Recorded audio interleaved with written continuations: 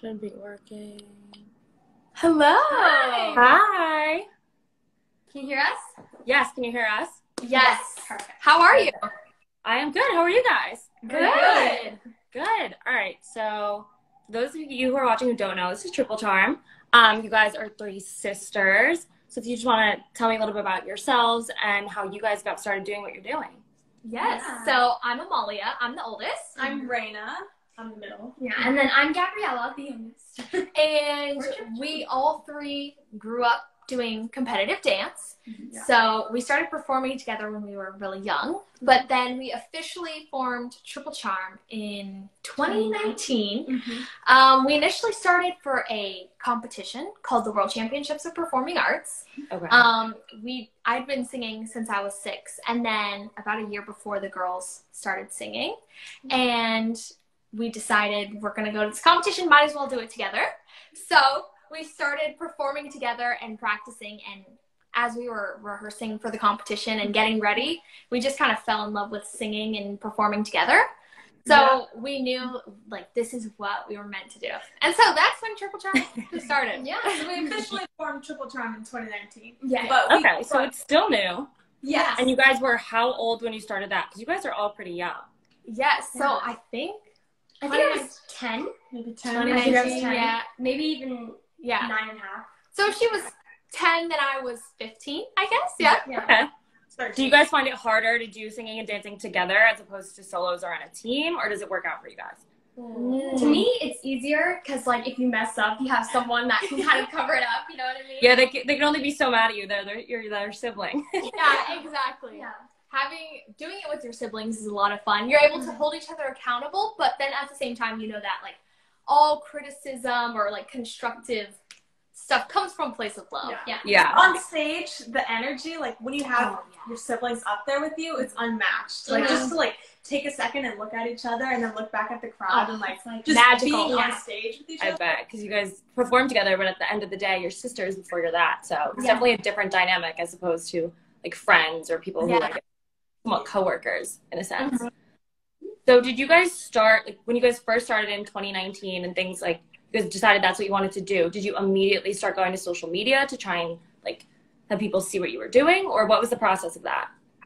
Yeah, so we knew we wanted to build up our social media to then get listeners for our music and just build our audience.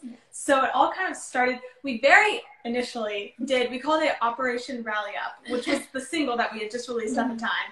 Gotcha. And we'd go through and we'd find people that have like maybe a similar demographic to us at the time, and we would go through their following, and then people who just followed them, we would go to their page and they'd be like little girls, and we would like their pictures, comment, just like you know, hype them up, and then hopefully they would see our Come back and follow.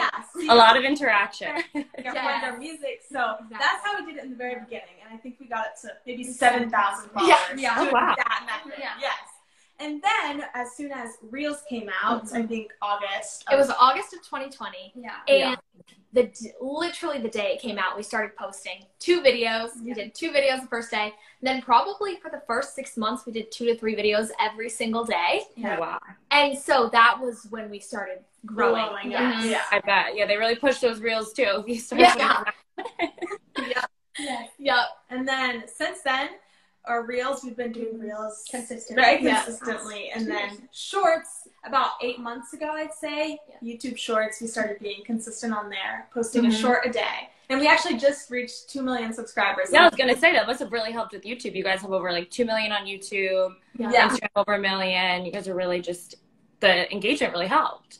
Yeah. for Oh, sure. yeah. We started on both accounts. We started with under 7,000 before we did short form videos.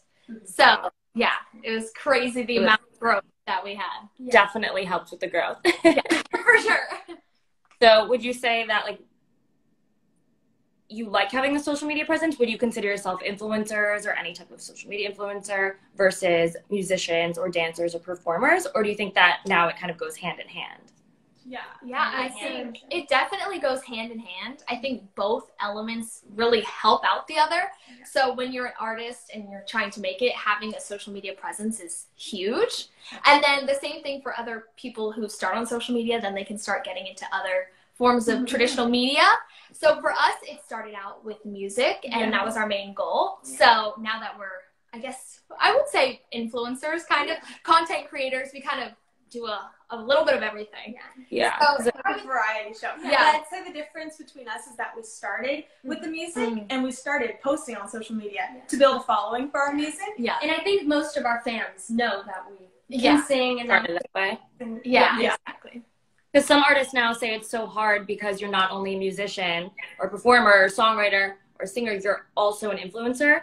So it's like having two separate, totally separate jobs that have to go hand in hand in order right now somewhat for people to be successful in the industry. So I know sometimes it gets hard have to put on those so many hats in order to do what you're doing. Yeah, it's been, for us, it's been so amazing to see the growth. And I guess from the beginning, we've always wanted to just branch out. Music was definitely the start, but we could always see ourselves like one day on a TV show, just a bunch of different things. So I think it was just another step that we really Another wanted form to of explore. entertainment, too. Yeah, exactly. Which is what- Opens up a million opportunities for you guys. having that following. Exactly. So I know recently, I believe it was last week, you guys came out with a new song. It is a bilingual song, and it is during Hispanic Heritage Month. Yeah. I want to hear all about the process of that, why you guys decided to do a bilingual song, and how it was coming up with that. Yes. So we started writing that song earlier this year. We were working with a Latin Grammy winning producer, Andre Fasari, who we had met through his manager. And we just kind of knew that we wanted to do a Latin single with him. Yeah. And we're 50% Puerto Rican, so we wanted to kind of celebrate our culture and kind of pay homage to that part of us because we hadn't really explored that sound before. We hadn't done anything like it. So that was definitely a really fun process for us. We're not fluent in Spanish, but writing in Spanish was definitely helpful. Definitely a learning experience. It started us into learning. We had to know some at least. Yeah. And it was a very fun process, and we got our dad's help and our abuela's help because they speak Spanish. So like with the pronunciation and everything, Yeah. help. It was a whole family affair. Yes, exactly. Would you say that you brought in, have you noticed the traction on the song has brought in a different audience compared to your other stuff because you decided to do it and make it bilingual?